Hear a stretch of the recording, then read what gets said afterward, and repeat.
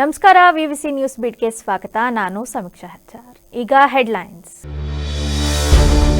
ಪಕ್ಷ ಕಟ್ಟುವುದು ಎಲ್ಲರ ಜವಾಬ್ದಾರಿ, ಯಾರಿಗೂ ಅಧಿಕಾರ ಶಾಶ್ವತವಲ್ಲ, ಪಕ್ಷದ ಆದೇಶವೇ ಅಂತಿಮ, ರಾಜ್ಯ ರಾಜಕಾರಣದಲ್ಲಿ ಹೊಸ ಚರ್ಚೆ ಹುಟ್ಟುಹಾಕಿದ ಯತೀಂದ್ರ ಮಾತುಗಳು. ಮೈಸೂರು ಅರಮನೆ ಮುಂಭಾಗ ಸ್ಫೋಟ, ಹೀಲಿಯಂ ಸಿಲಿಂಡರ್ ಸಿಡಿದು ಬಲೂನ್ ವ್ಯಾಪಾರಿ ಸಾವು, 4 ಗಾಯ. ಸಲೀಂ ಹಿನ್ನೆಲೆ ಬಗ್ಗೆ ಅನುಮಾನ, ಪೊಲೀಸರಿಂದ ತನಿಖೆ ಚುರುಕು. ಚಿಕ್ಕಬಳ್ಳಾಪುರದಲ್ಲಿ ಭೀಕರ ರಸ್ತೆ ಅಪಘಾತ, ಟಿಪ್ಪರ್ ಬೈಕ್ ಮುಖಾಮುಖಿ ಡಿಕ್ಕಿ, 4 ಯುವಕರ ದುರ್ಮರಣ, ತಲೆಮರೆಸಿಕೊಂಡ ಚಾಲಕನಿಗಾಗಿ ಹುಡುಕಾಟ.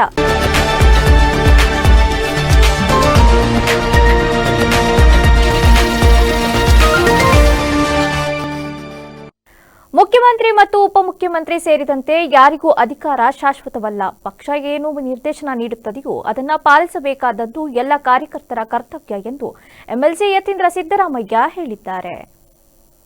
ಬೆಳಗಾವಿಯಲ್ಲಿ ಮಾತನಾಡಿದ ಅವರು, ನಾವೆಲ್ಲರೂ ಕೂಡ ಸಾಮಾನ್ಯ ಕಾರ್ಯಕರ್ತರಾಗಿ ಕೆಲಸ ಮಾಡಬೇಕು. ಮುಖ್ಯಮಂತ್ರಿಗಳಾಗಲಿ, ಉಪಮುಖ್ಯಮಂತ್ರಿಗಳಾಗಲಿ, ಮಂತ್ರಿಗಳಾಗಲಿ ಅಥವಾ ಸಾಮಾನ್ಯ ಕಾರ್ಯಕರ್ತರಾಗಲಿ ಪಕ್ಷವನ್ನ ಕಟ್ಟುವುದು ಮತ್ತು ಪಕ್ಷದ ಆದೇಶಗಳನ್ನು ಪಾಲಿಸುವುದು ಪ್ರತಿಯೊಬ್ಬರ ಕರ್ತವ್ಯ.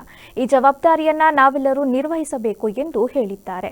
ಸದ್ಯ ಈ ಹೇಳಿಕೆಯು ಉಪಮುಖ್ಯಮಂತ್ರಿ ಡಿಕೆ ಶಿವಕುಮಾರ್ ಅವರ ಸಾಮಾನ್ಯ ಕಾರ್ಯಕರ್ತ ಮತ್ತು ಸುಮ್ಮನೆ ಭಾಷಣ ಮಾಡಿ ಹೋಗಿಲ್ಲ, ಕಾಂಗ್ರೆಸ್ ಬಾವುಟ ಕಟ್ಟಿದ್ದೇನೆ, ಕಸ ಗುಡಿಸಿದ್ದೇನೆ ಎಂಬ ಹೇಳಿಕೆಗೆ ತಿರುಗೇಟು ಎಂಬ ಗುಸುಗುಸು ರಾಜಕೀಯ ವಲಯದಲ್ಲಿ ಹರಿದಾಡುತ್ತಿದೆ. ನಾವೆಲ್ಲರೂ ಕೂಡ ಸಾಮಾನ್ಯ ಕಾರ್ಯಕರ್ತರಾಗಿ ಕೆಲಸ ಮಾಡಬೇಕು. ಅಧಿಕಾರ ಏನು ಬರುತ್ತೆ ಅದು ನಮ್ಗೆ ಶಾಶ್ವತ ಅಲ್ಲ. ಅದು ಮುಖ್ಯಮಂತ್ರಿಗಳಿಗಾಗಲಿ, ಉಪಮುಖ್ಯಮಂತ್ರಿಗಳಾಗಲಿ, ಮಂತ್ರಿಗಳಾಗಲಿ ಅಥವಾ ನಮಗಾಗಲಿ. ಆದರೆ ಪಕ್ಷ ಕಟ್ಟೋ ಕೆಲಸ, ಪಕ್ಷ ಹೇಳೋ ಕೆಲಸ ಮಾಡಬೇಕಾದ್ರೆ ನಮ್ಮೆಲ್ಲರ ಕರ್ತವ್ಯ, ನಾವು ಅದನ್ನು ಮಾಡ್ತೀವಿ. ಮೈಸೂರು ಅರಮನೆಯ ಜಯಮಾರ್ತಾಂಡ ದ್ವಾರದ ಬಳಿ ಸಂಭವಿಸಿದ ಹೀಲಿಯಂ ಸಿಲಿಂಡರ್ ಸ್ಫೋಟದ ತನಿಖೆಯನ್ನ ಪೊಲೀಸರು ತೀವ್ರಗೊಳಿಸಿದ್ದು, ಘಟನೆಯ ಸುತ್ತ ಹಲವು ಅನುಮಾನಗಳು ವ್ಯಕ್ತವಾಗಿದೆ. ಗುರುವಾರ ಮಾಗಿ ಉತ್ಸವದ ಅಂಗವಾಗಿ ವಾಸುಕಿ ವೈಭವ್ ಅವರ ಸಂಗೀತ ಕಾರ್ಯಕ್ರಮ ನಡೆಯುತ್ತಿದ್ದಾಗ ಬಲೂನ್ ಮಾರಾಟಗಾರ ಸಲೀಂ ಎಂಬಾತನ ಸಿಲಿಂಡರ್ ಸ್ಫೋಟಗೊಂಡಿದೆ. ಸ್ಫೋಟದ ತೀವ್ರತೆಗೆ ಸಲೀಂ ಸ್ಥಳದಲ್ಲೇ ಮೃತಪಟ್ಟಿದ್ದು, 4 ಗಂಭೀರವಾಗಿ ಗಾಯಗೊಂಡಿದ್ದಾರೆ. ಪ್ರತ್ಯಕ್ಷದರ್ಶಿಗಳ ಪ್ರಕಾರ ಮೃತ ಸಲೀಂ ಈ ಹಿಂದೆ ಎಂದೂ ಅರಮನೆ ಮುಂಭಾಗ ವ್ಯಾಪಾರ ಮಾಡುತ್ತಿರಲಿಲ್ಲ. ನಿನ್ನೆ ರಾತ್ರಿ ಆತ ಬಂದ ಕೆಲವೇ ನಿಮಿಷಗಳಲ್ಲಿ ಸ್ಫೋಟ ಸಂಭವಿಸಿರುವುದು ಪೊಲೀಸರಲ್ಲಿ ಸಂಶಯ ಮೂಡಿಸಿದೆ. ಇದು ಕೇವಲ ಆಕಸ್ಮಿಕವೇ ಅಥವಾ ಉದ್ದೇಶಪೂರ್ವಕ ಕೃತ್ಯವೇ ಎಂಬ ಬಗ್ಗೆ ಪೊಲೀಸರು ತನಿಖೆ ನಡೆಸುತ್ತಿದ್ದಾರೆ. ಕೋಲ್ಕತ್ತಾ ಮೂಲದ ಸಲೀಂ ಮೈಸೂರಿಗೆ ಬಂದದ್ದು ಯಾವಾಗ, ಆತನ ಹಿನ್ನೆಲೆ ಏನು ಎಂಬ ಬಗ್ಗೆ ಮಾಹಿತಿ ಕಲೆ ಹಾಕಲಾಗುತ್ತಿದೆ. ಮುನ್ನೆಚ್ಚರಿಕಾ ಕ್ರಮವಾಗಿ ಸಂಗೀತ ಕಾರ್ಯಕ್ರಮವನ್ನು ಅರ್ಧಕ್ಕೆ ನಿಲ್ಲಿಸಲಾಗಿದ್ದು, ಗಾಯಾಳುಗಳಿಗೆ ಮೈಸೂರಿನ ಕೆಆರ್ ಆಸ್ಪತ್ರೆಯಲ್ಲಿ ಚಿಕಿತ್ಸೆ ನೀಡಲಾಗುತ್ತಿದೆ. ಸ್ಫೋಟದ ತೀವ್ರತೆಗೆ ಅವರ ಮೃತದೇಹವೇ ಛಿದ್ರವಾಗಿದೆ. ಹೀಲಿಯಂ ಗ್ಯಾಸ್ ತುಂಬಿ ಬಲೂನ್ ಅನ್ನ ಮಾರ್ತಾ ಇದ್ದಿದ್ದು ಈ ಸಲೀಂ ಅರಮನೆಯ ಜಯಮಾರ್ತಾಂಡ ದ್ವಾರದ ಬಳಿ ಆಗಿರುವಂತಹ ಘಟನೆ ಇದು. ಇನ್ನು ಈ ಘಟನೆಯಲ್ಲಿ ಪ್ರವಾಸಿಗರಿಗೂ ಸಹ ಗಂಭೀರವಾದ ಗಾಯ ಆಗಿದ್ದು, ಅವರನ್ನು ಮೈಸೂರು ಕೆಆರ್ ಆಸ್ಪತ್ರೆಗೆ ದಾಖಲು ಮಾಡಲಾಗಿದೆ. ಗಾಯಾಳುಗಳಿಗೆ ಮೈಸೂರಿನ ಕೆಆರ್ ಆಸ್ಪತ್ರೆಯಲ್ಲಿ ಚಿಕಿತ್ಸೆಯನ್ನ ನೀಡಲಾಗ್ತಾ ಇದೆ. ಸದ್ಯ ನೀವು ದೃಶ್ಯದಲ್ಲಿ ಗಮನಿಸ್ತಾ ಇದ್ದೀರಾ, ಇದೇ ಸ್ಥಳದಲ್ಲಿ ಸ್ಫೋಟ ಆಗಿರೋದು. ಪೊಲೀಸರು ಅಲ್ಲಿ ಸ್ಥಳಕ್ಕೆ ತೆರಳಿ ಪರಿಶೀಲನೆಯನ್ನು ಸಹ ಮಾಡ್ತಾ ಇದ್ದಾರೆ. ಹೀಲಿಯಂ ಗ್ಯಾಸ್ ಸಿಲಿಂಡರ್ ಬ್ಲಾಸ್ಟ್ ಆದಂತಹ ಪರಿಣಾಮ ಈ ಬಲೂನ್ ಅನ್ನ ಮಾರ್ತಾ ಇದ್ದ ಸಲೀಂ 40 ವರ್ಷ ಸ್ಫೋಟಕ್ಕೆ ಆಗಿರೋದು. ಮೃತದೇಹ ಛಿದ್ರ ಆಗ್ಬಿಟ್ಟಿದೆ. ಸದ್ಯ ಪೊಲೀಸರು ಸ್ಥಳಕ್ಕೆ ತೆರಳಿ ಪರಿಶೀಲನೆಯನ್ನ ನಡೆಸಿದ್ದಾರೆ. ಈ ಘಟನೆಯಲ್ಲಿ 5 ಪ್ರವಾಸಿಗರಿಗೂ ಸಹ ಗಂಭೀರವಾದ ಗಾಯ ಆಗಿದ್ದು, ಅವರಿಗೆ ಆಸ್ಪತ್ರೆಯಲ್ಲಿ ಚಿಕಿತ್ಸೆ ಮುಂದುವರಿತಾ ಇದೆ. ಸುಮಾರು 8:30 ಗಂಟೆಗೆ ಈ ಜಯಮಾರ್ತಾಂಡ ಗೇಟ್ ಮುಂದೆ ಈ ಹೀಲಿಯಂ ಬಲೂನ್ ಮಾರ್ತಾರೆ ಇಲ್ಲಿ ಸೈಕಲಲ್ಲಿ. ಸೊ ಅದಕ್ಕೇನು ಹೀಲಿಯಂ ಬಲೂನ್ಗೆ ಗ್ಯಾಸ್ ತುಂಬ್ತಾರೆ, ಅದು ಸ್ಮಾಲ್ ಸಿಲಿಂಡರ್ ಇತ್ತು. ಅದು ಬ್ಲಾಸ್ಟ್ ಆಗಿಬಿಟ್ಟು ಅದು ಯಾರು ಮಾರ್ತಾಯಿದ್ರು ಅವ್ರದ್ದು ಡೆತ್ ಆಗಿದೆ. ಬಟ್ ಅಲ್ಲಿ ಮತ್ತೆ ಮುಂದೆಯಿಂದ ಹೋಗ್ತಾ ಇರೋರು ಮತ್ತು ಅಲ್ಲಿ 5 ಜನಕ್ಕೆ ಈಗ ಗಾಯ ಆಗಿದೆ. ಸೊ ಅವ್ರದ್ದು ವಿಚಾರಣೆ ನಾವು ಮಾಡ್ತೀವಿ ಏನಾಗಿತ್ತು ಅಂತ ಹೇಳಿ. ಬಟ್ ಇದು ನಡೆದ ಘಟನೆ. ಅದು ಗುರುತಿನ ಆಗಿಲ್ಲ, ಮತ್ತೆ ಮಾಡಿ ಹೇಳ್ತೀವಿ ಅದನ್ನೇನು ಡೀಟೇಲ್ಸ್. ಗಾಯಗಳದೆಲ್ಲ ಹೆಸರು ಸಿಕ್ಕಿದೆ. ಒಬ್ಬರು ಸೀರಿಯಸ್ ಇದ್ದಾರೆ, ಒಬ್ಬರು ನಂಜನಗೂಡವರು, ಒಬ್ಬರು ಬ್ಯಾಂಗ್ಳೂರಿಂದ ಬಂದಿದ್ದಾರೆ ಅಂತ ಹೇಳ್ತಾರೆ. ಮತ್ತೆ ಇಬ್ಬರು ಮಾತಾಡಿಲ್ಲ, ಅವ್ರಿಗೆ ಮಾತಾಡಿಸ್ಬಿಟ್ಟು ನಾನು ಫರ್ದರ್ ಡೀಟೇಲ್ಸ್ ಹೇಳ್ತೀನಿ. ಒಬ್ಬರು ಬ್ಯಾಂಗ್ಳೂರವರು ಅಂದರೆ ಅವರು ಮೋಸ್ಟ್ಲಿ ಇಲ್ಲಿ ರಜಾ ಇತ್ತು ಅಂತ ಬಂದಿರಬೇಕು. ಒಬ್ಬರು ನಂಜನಗೂಡವರು ಇದ್ದಾರೆ. 3 ಜನ ಲೋಕಲೈಟ್ ಅಪ್ಡೇಟ್ಸ್ ಅಂತ ಹೇಳ್ತಾರೆ. ಬಟ್ ಸ್ಟಿಲ್ ಅವರು ಇನ್ನೂ ಮಾತಾಡಿಲ್ಲ. ಮಾತಾಡಿದ್ಮೇಲೆ ಯಾರು ಒಬ್ಬರು ಮಂಜುಳಾ ಲಕ್ಷ್ಮಿ ಅಂತ ಬ್ಯಾಂಗ್ಳೂರ್ ಅಂತ ಹೇಳ್ತಾರೆ, ಅವ್ರು ಸೀರಿಯಸ್ ಆಗಿದ್ದಾರೆ. ಇನ್ನೊಬ್ಬರು ಮಂಜುಳಾ ಅಂತ ನಂಜನಗೂಡು ಅವರು. ಇನ್ನೊಬ್ಬರು ಕೊಟ್ರೇಶಿ ಅಂತ ಹೇಳಿ ಅವರು ರಾಣೆಬೆನ್ನೂರು ಅವರು ಅಂತ ಹೇಳ್ತಾರೆ. ಇನ್ನೊಬ್ಬರು ಶಹೀನಾ ಅಂತ ಹೇಳಿ ಅವರು ಕೋಲ್ಕತ್ತಾ ಅಂತ ಹೇಳ್ತಾರೆ. ಬಟ್ ಅದನ್ನು ನಾನು ಇನ್ನೊಂದ್ಸಲ ವೆರಿಫೈ ಮಾಡಿ ತಮಗೆ ಹೇಳ್ತೀನಿ. ಅದನ್ನು ಟಿಪ್ಪರ್ ಹಾಗೂ ಬೈಕ್ ಮಧ್ಯೆ ಮುಖಾಮುಖಿ ಡಿಕ್ಕಿ ಸಂಭವಿಸಿ ಒಂದೇ ಗ್ರಾಮದ 4 ಯುವಕರು ಮೃತಪಟ್ಟಿರುವ ಘಟನೆ ಚಿಕ್ಕಬಳ್ಳಾಪುರ ತಾಲೂಕಿನ ಅಜ್ಜವಾರ ಗೇಟ್ ಬಳಿ ನಡೆದಿದೆ. ಅಜ್ಜವಾರ ಗ್ರಾಮದ ಅಣ್ಣ ತಮ್ಮಂದಿರಾದ ನರಸಿಂಹಮೂರ್ತಿ ಹಾಗೂ ನಂದಿ ಸೇರಿದಂತೆ ಅರುಣ್, ಮನೋಜ್ ಮೃತಪಟ್ಟಿದ್ದಾರೆ. ಕ್ರಿಸ್ಮಸ್ ಹಬ್ಬದ ಹಿನ್ನೆಲೆಯಲ್ಲಿ ಈ 4 ಚಿಕ್ಕಬಳ್ಳಾಪುರ ನಗರದ ಚರ್ಚ್ಗಳಿಗೆ ಭೇಟಿ ನೀಡಿ ಮರಳಿ ಸ್ವಗ್ರಾಮದತ್ತ ಹೊರಟಿದ್ದರು.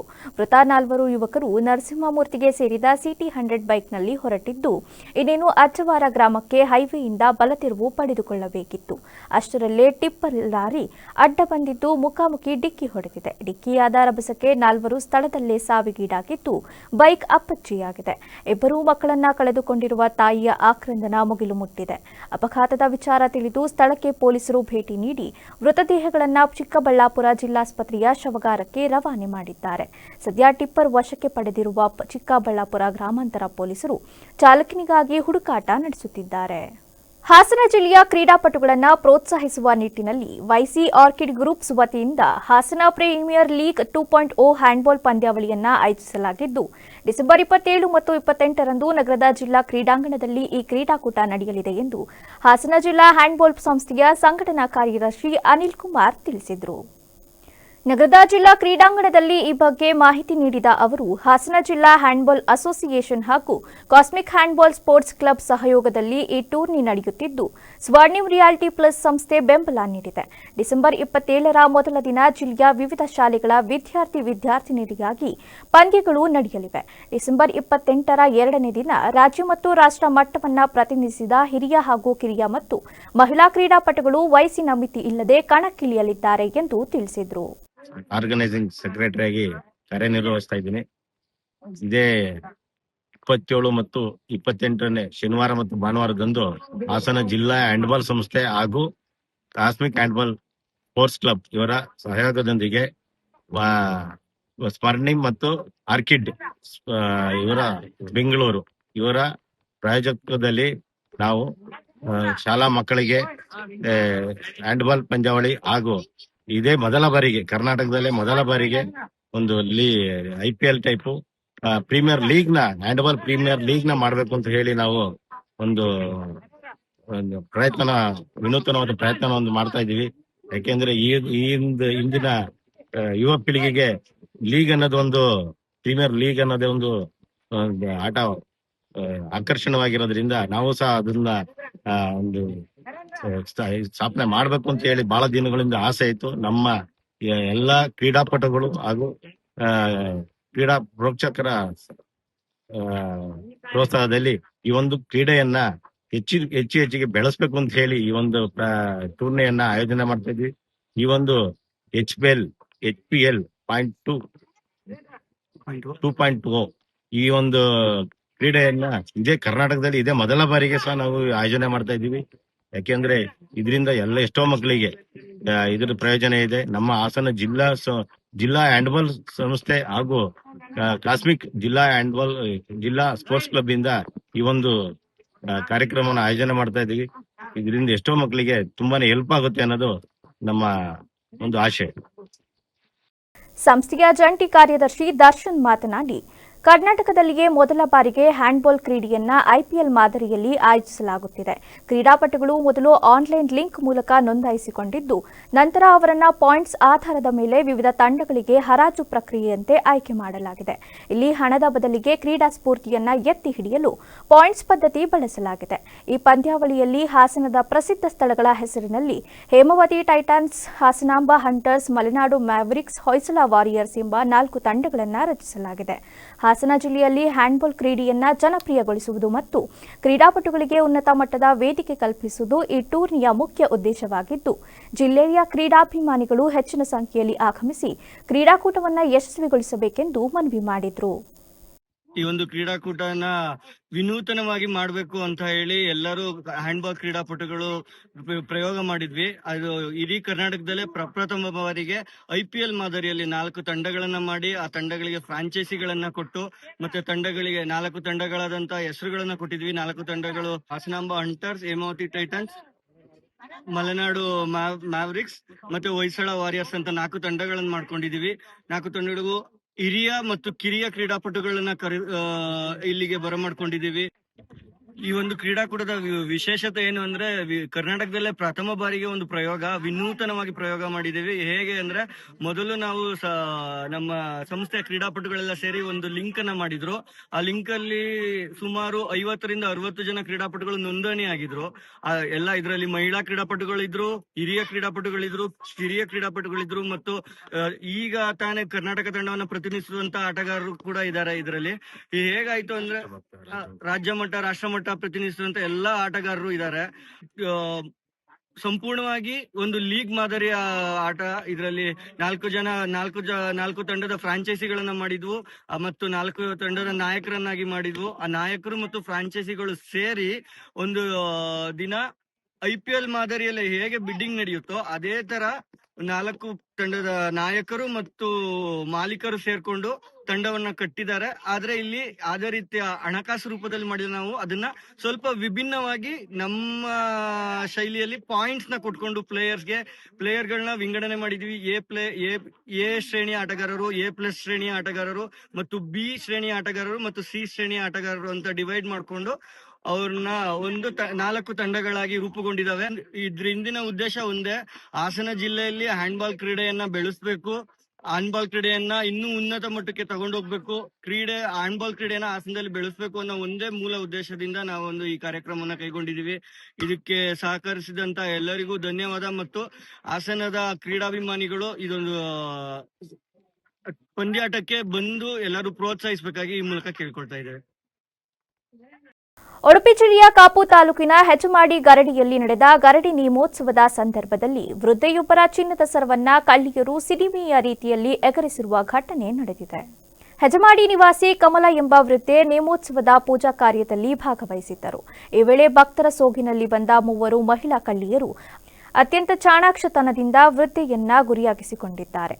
ಪೂಜೆಯ ಸಂದರ್ಭದಲ್ಲಿ ಗಂಟೆ ಬಾರಿಸುವ ನೆಪದಲ್ಲಿ ವೃದ್ಧೆಯನ್ನ 3 ಕಡೆಯಿಂದ ಸುತ್ತುವರಿಸಿದ ಕಳ್ಳಿಯರು ಜನರ ನೂಕುನುಗ್ಗಲನ್ನ ಬಳಸಿಕೊಂಡು ಅವರ ಕುತ್ತಿಗೆಯಲ್ಲಿದ್ದ ಚಿನ್ನದ ಸರವನ್ನ ಕಿತ್ತುಕೊಂಡು ಪರಾರಿಯಾಗಿದ್ದಾರೆ. ಕಳ್ಳಿಯರ ಈ ಇಡೀ ಕರಾಮತ್ತು ಗರಡಿಯ ಆವರಣದಲ್ಲಿದ್ದ ಸಿಸಿಟಿವಿ ಕ್ಯಾಮೆರಾದಲ್ಲಿ ಸೆರೆಯಾಗಿದೆ. ಘಟನೆಗೆ ಸಂಬಂಧಿಸಿದಂತೆ ಸಂತ್ರಸ್ತ ಕುಟುಂಬಸ್ಥರು ಪಡುಬಿದ್ರಿ ಪೊಲೀಸ್ ಠಾಣೆಯಲ್ಲಿ ದೂರು ದಾಖಲಿಸಿದ್ದಾರೆ. ಸಿಸಿಟಿವಿ ದೃಶ್ಯಾವಳಿಗಳನ್ನು ವಶಕ್ಕೆ ಪಡೆದಿರುವ ಪೊಲೀಸರು ಕಿಲಾಡಿ ಕಳ್ಳಿಯರ ಪತ್ತೆಗಾಗಿ ಜಾಲ ಬೀಸಿದ್ದಾರೆ.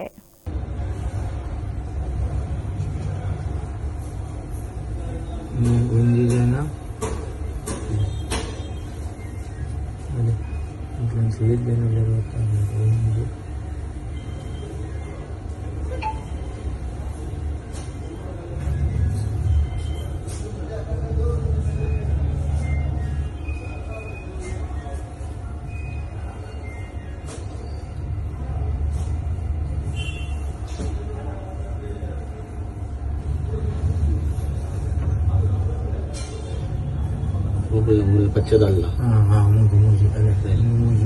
ಅಲ್ಲಿ ಪೂ ಕೊಡ್ಬಿ ಅಲ್ಲಿ ಲಕ್ಕವನಿ ಅಲ್ಲೇ ಲಕ್ಕವನಿ पू जबरदस्ती करनी आता तो पू करना झाले काही पू वारणं काही टिकतील नाही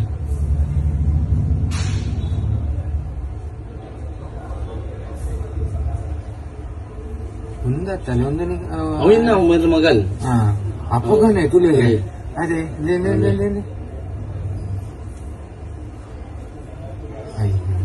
ಪುನಃ ನಕ್ಕಿ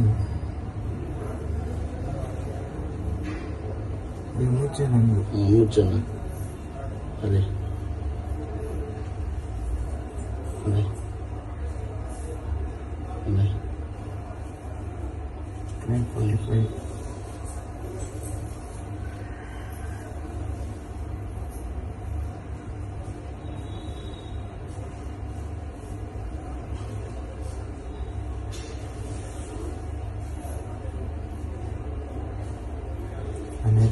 सही बारी ले सही पार देती नहीं ना बारी कोण इतने देती तुला सीरे हिडतले काही पाड मूल आले मूल अरे खूप केलेले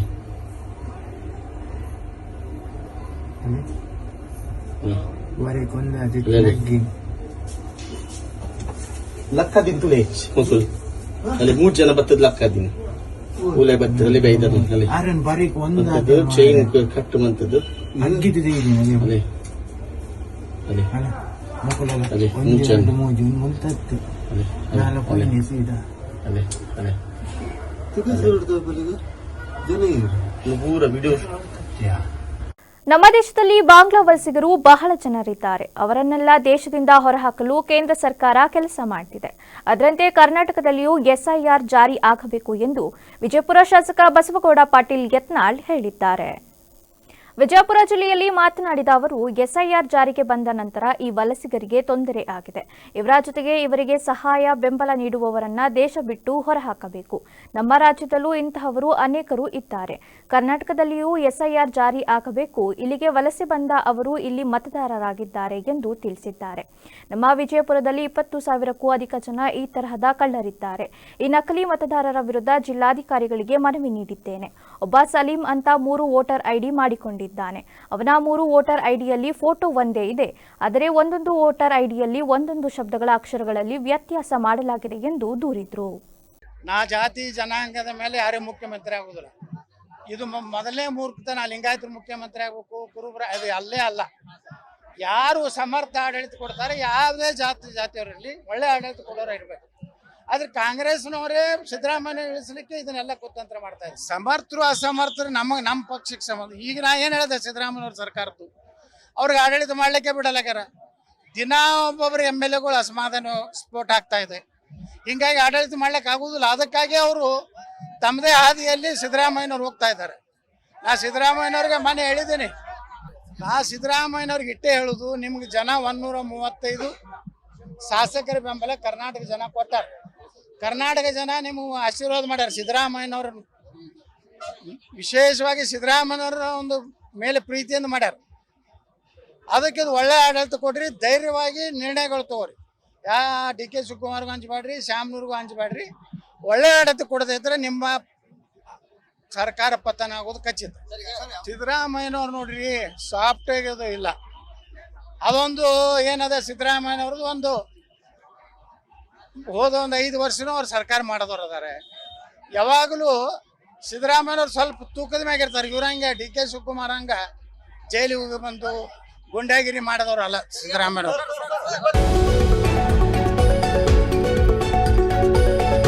ಪ್ರತಿ ಕ್ಷಣದ ಸುದ್ದಿಗಳಿಗಾಗಿ ವಿಸ್ತಾರ ನ್ಯೂಸ್ ಆಪ್ ಡೌನ್ಲೋಡ್ ಮಾಡಿ. ವಿಸ್ತಾರ ನ್ಯೂಸ್, ನಿಖರ ಜನಪರ. ಕೊಪ್ಪಳ ಜಿಲ್ಲೆಯ ಕುಕನೂರು ತಾಲೂಕಿನ ಇಟಕಿ ಗ್ರಾಮದ ಸರ್ಕಾರಿ ಮಾದರಿಯ ಹಿರಿಯ ಪ್ರಾಥಮಿಕ ಶಾಲೆಯ ಉನ್ನತಿಗಾಗಿ ಹಮ್ಮಿಕೊಳ್ಳಲಾಗಿರುವ ವಜ್ರ ಮಹೋತ್ಸವ ಕಾರ್ಯಕ್ರಮವು ಡಿಸೆಂಬರ್ 27 ಮತ್ತು 28ರಂದು ಜರುಗಲಿದೆ ಎಂದು ಬಿಜೆಪಿ ಜಿಲ್ಲಾ ನಿಕಟಪೂರ್ವ ಅಧ್ಯಕ್ಷ ನವೀನ್ ಕುಮಾರ ತಿಳಿಸಿದರು. ಗುರುವಾರ ಇಟಗಿಯಲ್ಲಿ ನಡೆದ ಸುದ್ದಿಗೋಷ್ಠಿಯಲ್ಲಿ ಮಾತನಾಡಿದ ಅವರು, ಡಿಸೆಂಬರ್ 27ರ ಶನಿವಾರ ಬೆಳಗ್ಗೆ 9 ಗಂಟೆಗೆ ಧಾರವಾಡದ ನಿವೃತ್ತ ಪ್ರಾಚಾರ್ಯ ಶ್ರೀಧರ ದೀಕ್ಷಿತ್ ಅವರಿಂದ ಮಹಾಸರಸ್ವತಿ ಭಾವಚಿತ್ರ ಹಾಗೂ ವೆಂಕಟರಾಮ್ ಕುಲಕರ್ಣಿ ಅವರ ಕಂಚಿನ ಮೂರ್ತಿಯ ಮೆರವಣಿಗೆಗೆ ಚಾಲನೆ ದೊರೆಯಲಿದೆ. ಅಂದು ಬೆಳಗ್ಗೆ 11 ಗಂಟೆಗೆ ಧಾರ್ಮಿಕ ಮತ್ತು ಸಾಂಸ್ಕೃತಿಕ ಸಭೆ ಜರುಗಲಿದೆ. ಮುಖ್ಯಮಂತ್ರಿಗಳ ಆರ್ಥಿಕ ಸಲಹೆಗಾರ ಹಾಗೂ ಶಾಸಕ ಬಸವರಾಜ ರಾಯರೆಡ್ಡಿ ಅವರು ಕಾರ್ಯಕ್ರಮವನ್ನು ಉದ್ಘಾಟಿಸಲಿದ್ದಾರೆ ಎಂದು ವಿವರಿಸಿದರು.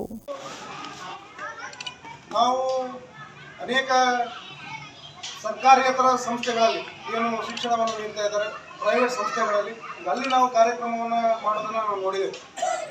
ಆದರೆ ಒಂದು ಸರ್ಕಾರಿ ಮಾದರಿ ಹಿರಿಯ ಪ್ರಾಥಮಿಕ ಶಾಲೆ ವಜ್ರ ಮಹೋತ್ಸವ ಕಾರ್ಯಕ್ರಮವನ್ನು ಕೂಡ ಅವರ ಆ ಮಟ್ಟಕ್ಕೆ ಮಾಡಬೇಕು ಅನ್ನುವಂಥ ಕಲ್ಪನೆ.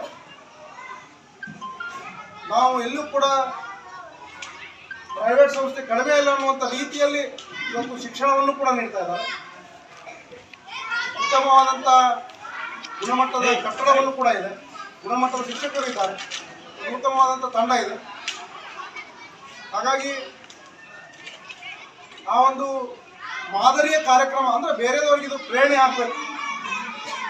ಸರ್ಕಾರಿ ಶಾಲೆಗಳನ್ನು ಉಳಿಸಬೇಕು ಅಂತಂದರೆ ಇಂಥ ಒಂದು ಕಾರ್ಯಕ್ರಮಗಳು ಇವತ್ತು ಮೇಲ್ಪಂಕ್ತಿ ಆಗಬೇಕು ಅನ್ನುವಂಥ ಉದ್ದೇಶದಿಂದ ನಮ್ಮೆಲ್ಲ ಹಿರಿಯರು ಎಲ್ಲ ಕೂತ್ಕೊಂಡು ಈಗ ಒಂದು ಕಾರ್ಯಕ್ರಮವನ್ನು ನಾವು ಮಾಡ್ತಾ ಇದ್ದೀವಿ.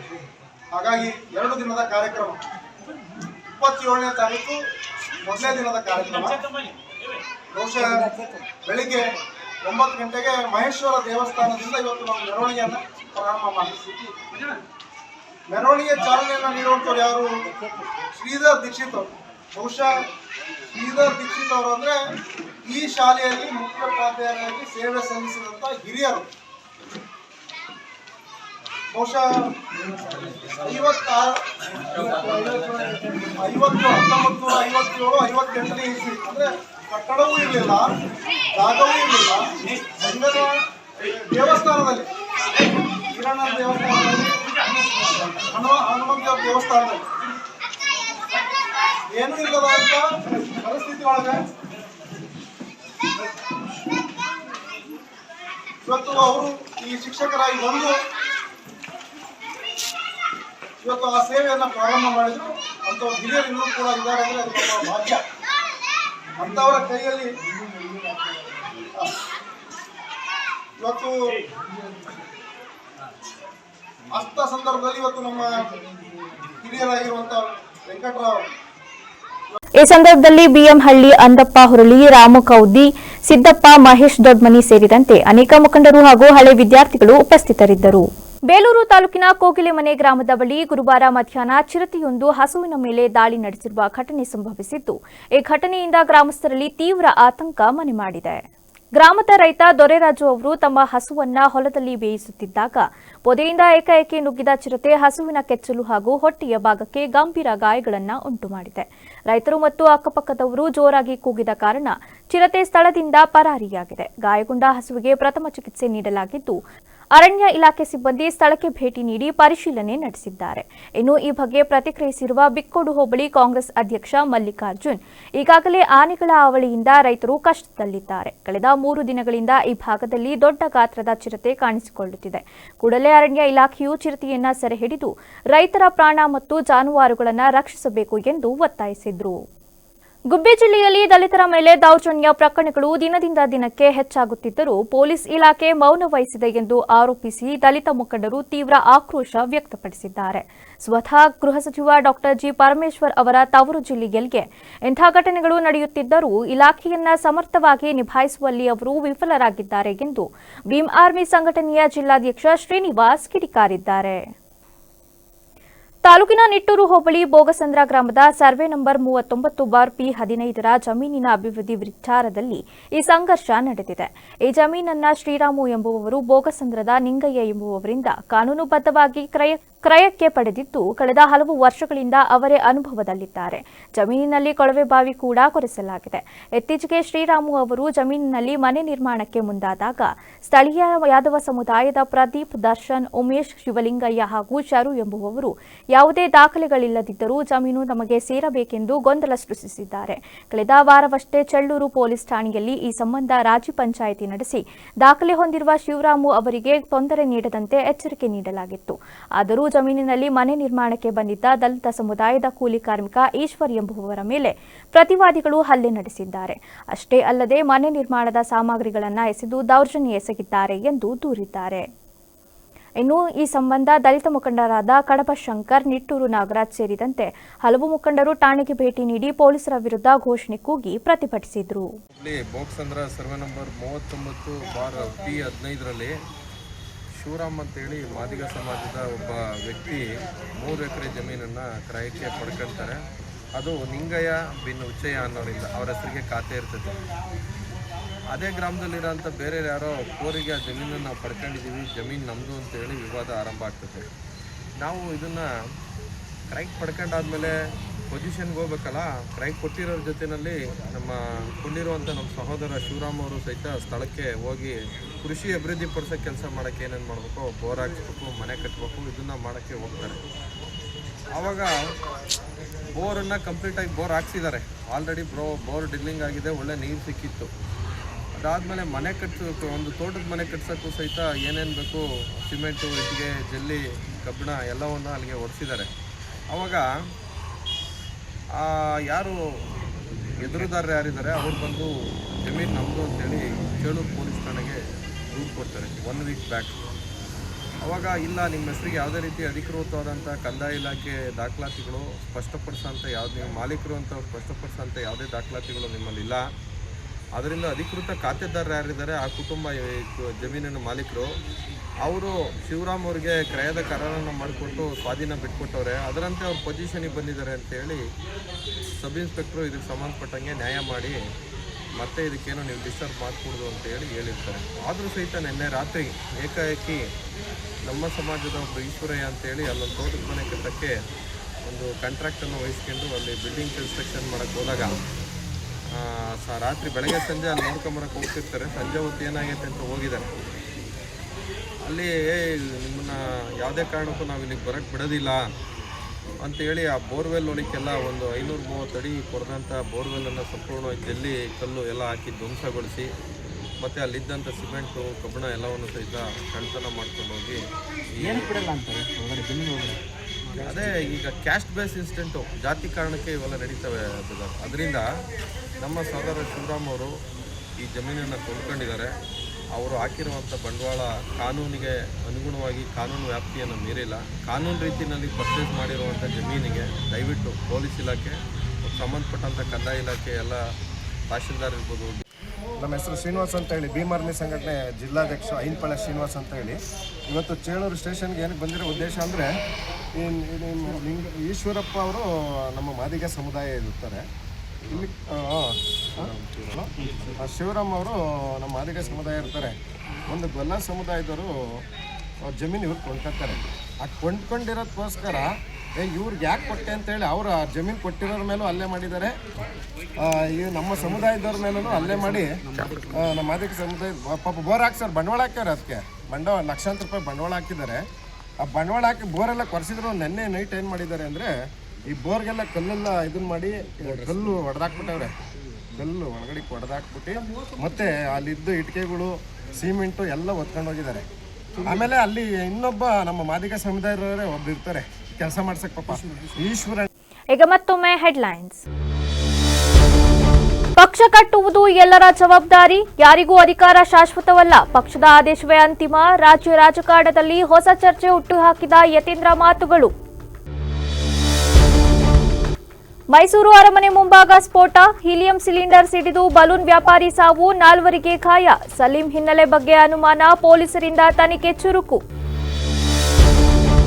ಚಿಕ್ಕಬಳ್ಳಾಪುರದಲ್ಲಿ ಭೀಕರ ರಸ್ತೆ ಅಪಘಾತ, ಟಿಪ್ಪರ್ ಬೈಕ್ ಮುಖಾಮುಖಿ ಡಿಕ್ಕಿ, 4 ಯುವಕರ ದುರ್ಮರಣ. ತಲೆಮರೆಸಿಕೊಂಡ ಚಾಲಕನಿಗಾಗಿ ಹುಡುಕಾಟ. ಕ್ಷಣ ಕ್ಷಣದ ಸುದ್ದಿಗಾಗಿ ನೋಡ್ತಾ ಇರಿ ವಿವಿಸಿ ಟಿವಿ, ಸತ್ಯದ ಕಡೆ ನಮ್ಮ ನಡೆ.